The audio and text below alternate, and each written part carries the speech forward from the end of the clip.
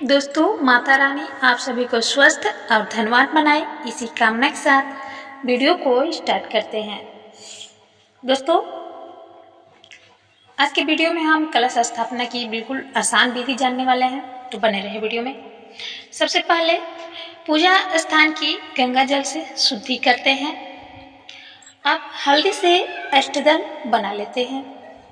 दोस्तों, कलश स्थापना के लिए मिट्टी के पात्र में मिट्टी डालकर उसमें जौ के बीज बोए।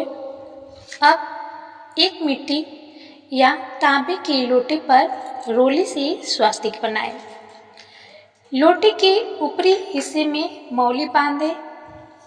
अब इस लोटे में साफ पानी भरकर उसमें कुछ बूंदे गंगा जल की मिलाएं। अब दोस्तों, इस कलश के पानी में सिक्का, हल्दी, सुपारी, अक्षत, पान, फूल और इलायची डालें। फिर 5 प्रकार के पत्ते रखें और कलश को ढक दें। इसके बाद लाल चुनरी में नारियल लपेटकर कलश के ऊपर रख दें। कलश को बालू की वेदी के ऊपर स्थापित करें। दोस्तों, बहुत ही आसान विधि है कलश स्थापना की। आपको कुछ नहीं करना है, बहुत ही सरल तरीके से मैंने बताया है। पूजा स्थान को गंगा जल से शुद्ध कर लेना है, हल्दी से अष्टदल बना लेना है। कलश स्थापना के लिए मिट्टी के पात्र में मिट्टी डालकर उसमें जौ के बीज बोए। अब एक मिट्टी या तांबे के लोटे पर रोली से स्वास्तिक बनाना है आपको।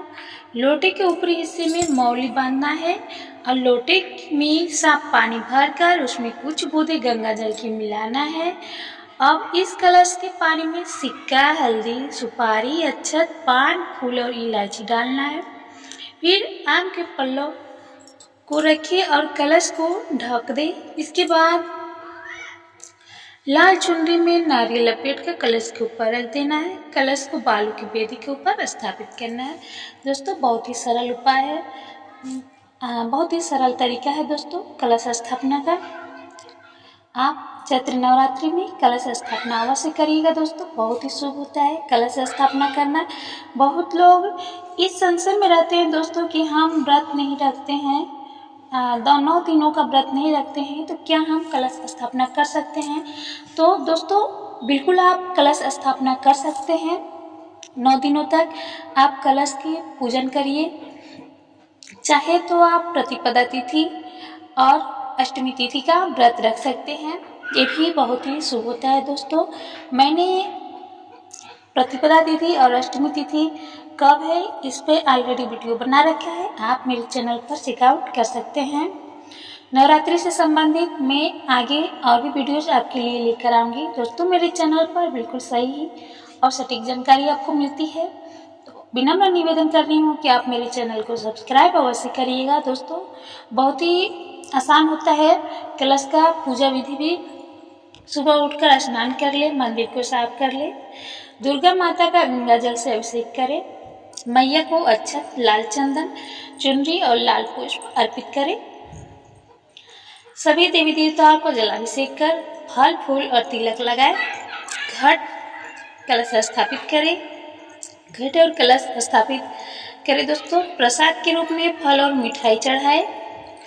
घर के मंदिर में धूप बत्ती और घी का दीपक जलाए। दुर्गा सप्तशती और दुर्गा चालीसा का पाठ करें। दोस्तों, यदि आप नवरात्रि में 9 दिनों का व्रत नहीं भी रखते हैं तो भी आप हर दिन आप दुर्गा सप्तशती और दुर्गा चालीसा का पाठ कर सकते हैं।